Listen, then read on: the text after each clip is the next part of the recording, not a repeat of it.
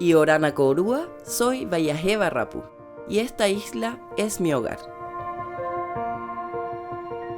Aquí crecimos aprendiendo que la distancia no es solo geográfica, también se siente cuando no podemos comunicarnos. Por eso, lo que vivimos hoy es tan importante. La conectividad deja de ser un límite y pasa a ser una compañía en nuestra vida diaria. Poder enviar un mensaje, pedir ayuda o decir «estoy bien» desde cualquier punto de Rapa Nui cambia todo. Gracias a Entel y a Starlink Direct to Cell, hoy no hay rincones aislados.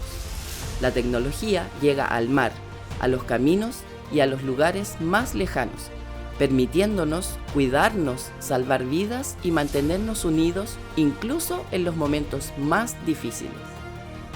Este no es solo un avance tecnológico, es un compromiso con nuestra comunidad, con nuestras familias y con el futuro de la isla. Porque cuando la tecnología se pone al servicio de las personas, nos acerca, nos protege y nos conecta de verdad.